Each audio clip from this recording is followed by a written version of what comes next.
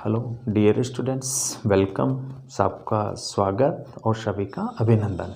प्यारे विद्यार्थियों, इससे पहले हम क्लास में बात कर रहे थे, भाग 6 की बात कर रहे थे और भाग 6 के अंतर्गत हमने मोस्टली रूप में जो है राज्यपाल के संदर्भ में बात की थी कि राज्यपाल का पद, उसकी नियुक्ति, राज्यपाल का कार्यकाल और राज्यपाल पद हेतु शर्तें, ठीक है। और हमने उसकी शक्तियों से संबंधित बात की थी। आज की क्लास में भी हम जो भारतीय संविधान का जो भाग 6 है, जिसको राज्यों के संविधान के नाम से भी जो है क्या किया जाता है, जाना जाता है, उसमें जो महत्वपूर्ण जो अनुच्छेद हैं उन पे आज हम जो है चर्चा करने वाले हैं।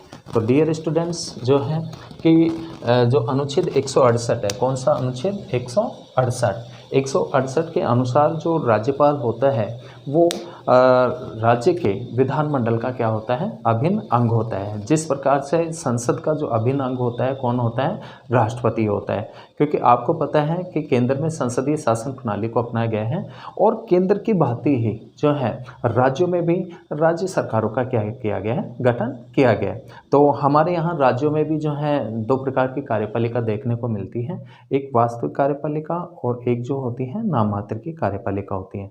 वास्तविक कार्यपालिका में मुख्यमंत्री और मंत्रिपरिषद आता है, जबकि राज्य में नाम मात्र की कार्यपालिका में कौन आता है, राज्यपाल आता है। डियर स्टूडेंट्स, राज्य का जो शासन चलता है वो किसके नाम से चलता है, राज्यपाल के नाम से चलता है। किसके नाम से चलता है, राज्यपाल के नाम से। और राज्यपाल की जो नियुक्ति की जाती है वो किसके द्वारा की जाती है, वो राष्ट्रपति के द्वारा की जाती है। किसके द्वारा की जाती है, राष्ट्रपति के द्वारा। और राज्यपाल का जो कार्यकाल होता है वो सामान्यतः 5 वर्ष होता है, लेकिन राज्यपाल राष्ट्रपति के प्रसाद पर्यंत जो है अपने पद पे बना रहता है। तो डियर स्टूडेंट्स, जो 168 जो अनुच्छेद हैं उसके अनुसार राज्य के विधानमंडल का अभिन्न अंग होता है। जैसा आप जानते हैं कि भारत के ज़्यादातर राज्यों में जो है एक सदनीय विधानमंडल रखा गया है। ज़्यादातर राज्यों में क्या है, एक सदनीय विधानमंडल, और उसका जो नाम है एक सदन का, वो क्या है, विधानसभा है। और भारत के 6 ऐसे राज्य हैं जहाँ पर जो है द्विसदनात्मक विधानमंडल है।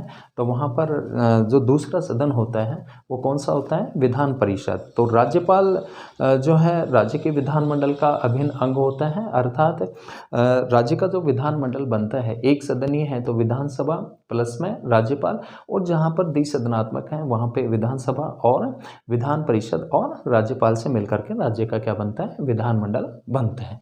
इसके अलावा जो है कि अनुच्छेद जो 171 है, अनुच्छेद 171 के अनुसार राज्य विधान परिषद में कुल सदस्य संख्या का 1/6 जो सदस्य होते हैं, 1/6 जो भाग होता है वो राज्यपाल के द्वारा जो है विधान परिषद में क्या किए जाते हैं, मनोनीत किए जाते हैं, जहाँ पर विधान परिषदें होती हैं।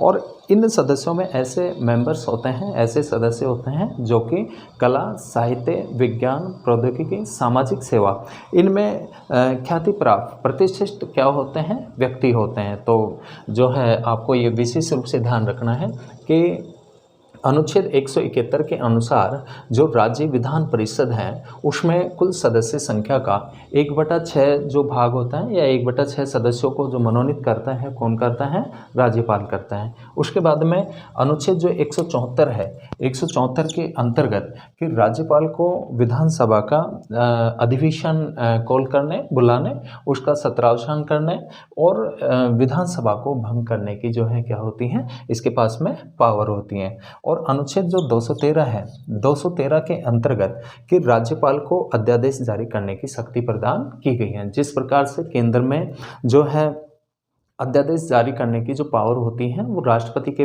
पास में होती है, तो जो है राज्य में राज्यपाल के पास में जो है अध्यादेश जारी करने की क्या होती है, पावर होती है। अध्यादेश क्या होता है, अस्थायी जो है संक्रमणकालीन जो है कानून होता है कि जब विधानमंडल का अधिवेशन नहीं चल रहा हो और राज्य में कानून बनाने की त्वरित आवश्यकता पड़े, त्वरित कानून की आवश्यकता पड़े, तो इसके लिए जो राज्यपाल हैं वो अस्थायी कानून यानी अध्यादेश जारी करने की क्या रखता है, शक्ति रखता है। कौन से अनुच्छेद में कहा गया है ये अनुच्छेद 213 के अंतर्गत। कौन से, किसके अंतर्गत, अनुच्छेद 213 के अंतर्गत।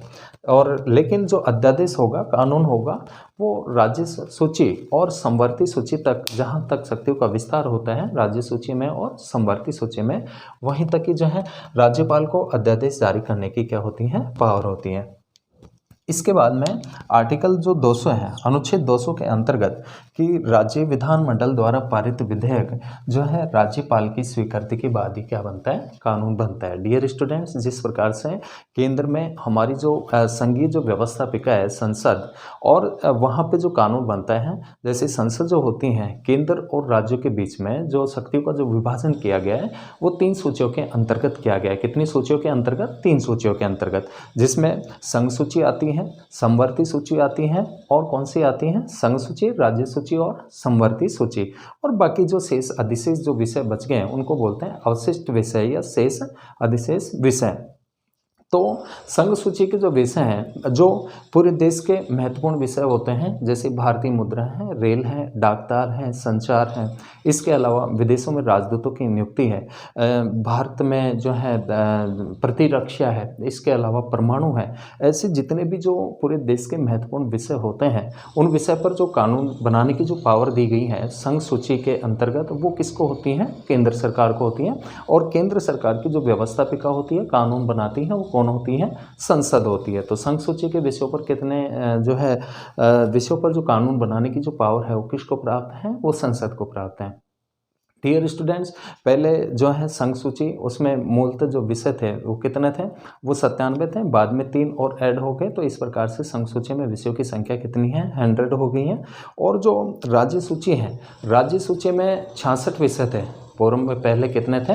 मूल सूची में 66 थे, लेकिन बाद में 44वें संविधान संशोधन के द्वारा जो है 5 विषयों को हटा करके और समवर्ती सूची में क्या कर दिया गया? ऐड कर दिया गया। तो 66 में से 5 लेस करेंगे तो 61। वर्तमान में कितने विषय हैं? 61 हैं। और जो समवर्ती सूची है, समवर्ती सूची में मूल में 47 थे, 5 इधर ऐड कर दिए तो कितने हो गए? 52 विषय। तो राज्य सूची के विषयों पर जो कानून बनाने की जो पावर दी गई है वो किसको दी गई है? राज्य सरकारों को। और राज्य सरकार का जो विधानमंडल होता है या राज्य की जो व्यवस्थापिका है विधानमंडल, वो उस पर क्या बनाता है? कानून बनाता है। और समवर्ती सूची के विषयों पर दोनों सरकार मिलकर के क्या बनाती है? कानून बनाती है। लेकिन अगर किसी प्रकार का कोई गतिरोध उत्पन्न होता है तो फिर जो है केंद्र सरकार का जजमेंट ही क्या होता है? मान्य होता है। तो डियर स्टूडेंट्स, जो हम शक्तियों का, क्योंकि भारत की परिस्थितियों को ध्यान में रखते हैं, हमारी जो कॉन्स्टिट्यूशन जो मेकर थे उन्होंने केंद्र को क्या बनाया है? सशक्त बनाया है। क्या बनाया है? सशक्त और शक्तिशाली। तो इस प्रकार से जो है कि अनुच्छेद जो है 213 के अंतर्गत राज्यपाल क्या करते हैं? अध्यादेश जारी करने की इसको पास में पावर होती है। 200 के अंतर्गत राज्य विधानमंडल द्वारा पारित विधेयक राज्यपाल की स्वीकृति के बाद में क्या बनता है? कानून बनता है। डियर स्टूडेंट्स, विधेयक आप जानते हैं कि कानून का जो प्रस्तावित जो प्रारूप होता है उसको क्या कहा जाता है? विधेयक कहा जाता है। और विधेयकों के जो टाइप होते हैं, धन विधेयक या वित्त विधेयक हो गया, एक साधारण विधेयक हो गया। ठीक है। तो धन विधेयक सर्वप्रथम जो है विधानसभा में पेश किया जाता है। कोई विधेयक धन विधेयक है या नहीं है, इसका जो फैसला करता है, इस पे जो जजमेंट करता है, कौन करता है? विधानसभा अध्यक्ष करता है। ठीक है। इसके अलावा डियर स्टूडेंट्स, हम बात करेंगे कि राजस्थान में जो राज्यपाल का पद है, राजस्थान में राज्यपाल का पद, राजस्थान में किसका पद? राज्यपाल का पद। कि जनरली जो है एकीकरण के बाद में राजस्थान में राज प्रमुख का पद क्या किया गया? जो है सर्जित किया गया, इसका सर्जन किया गया। और राज्य के पहले और एकमात्र जो राज प्रमुख थे वो जो है 30 मार्च 1949 को जयपुर के जो भूतपूर्व जो महाराजा थे, कौन? सवाई मानसिंह को जो है क्या बनाया गया? राज प्रमुख बनाया गया। ठीक है। और जिन्होंने 1 नवंबर 1956 तक क्या किया? कार्य किया।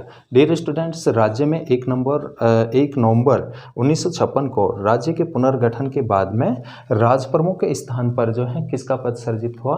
राज्यपाल का पद सर्जित हुआ। किसका पद सर्जित हुआ? राज्यपाल का। तो राजस्थान के जो एकमात्र जो राज प्रमुख जो रहे वो कौन रहे? वो महाराजा सवाई मानसिंह बनाए गए थे। किसको बनाया गया था? महाराजा सवाई मानसिंह को। और ये इन्होंने जो कार्य किया वो 1 नवंबर 1956 को तक जो है किया, क्योंकि 1 नवंबर 1956 को राज्य का क्या हो जाता है? पुनर्गठन हो जाता है। और राज्य के पुनर्गठन के बाद में जो है राज्य में जो गवर्नर का जो पद होता है उसका क्या हुआ? सर्जन हुआ। और जो प्रथम जो राजस्थान के जो राज्यपाल बने वो कौन बने? गुरुमुख निहाल सिंह बने। कौन बने? गुरुमुख निहाल सिंह। तो ये आपको ध्यान रखना है। इसके अलावा श्रीमती प्रतिभा पाटिल राज्य की जो है प्रथम महिला क्या बनी? राज्यपाल बनी। और राज्य राज्य में सर्वाधिक समय तक, लंबे पीरियड तक जो राज्यपाल रहे वो कौन रहे? वो सरदार गुरमुख सिंह जो है सरदार गुरमुख निहाल सिंह रहे। इसके अलावा जो है कि डियर स्टूडेंट्स, ये आपको ध्यान रखना है कि श्री दरबारा सिंह, श्री निर्मल चंद जैन और श्री शैलेंद्र सिंह, श्रीमती प्रभा राव का कार्यकाल के दौरान क्या हो गया था? निधन हो गया था। तो डियर स्टूडेंट्स, इसके अलावा जो है कि राजस्थान में राज्यपाल को प्रशासनिक सहायता प्रदान करने के लिए एक राज्यपाल सचिवालय क्या होता है? कार्यरत है। राज्यपाल सचिवालय क्या है? कार्यरत है। और इस सचिवालय का जो प्रमुख होता है राज्यपाल का क्या होता है? सचिव होता है, जो कि भारतीय जो प्रशासनिक जो सेवा होती है उसका प्रमुख होता है। ठीक है। तो प्रिय विद्यार्थियों, आज की क्लास के अंतर्गत जो है हमने जो राज्यपाल के संदर्भ में जो शेष बातें थी उनके संदर्भ में हमने चर्चा की। नेक्स्ट क्लास में हम नेक्स्ट बिंदु पर इनसे आगे के जो आर्टिकल हैं और जो राज्य में जो वास्तविक कार्यपालिका होती है, मुख्यमंत्री और मंत्रिपरिषद, उनके संदर्भ में अपन बात करेंगे। तब तक बहुत बहुत थैंक यू, धन्यवाद।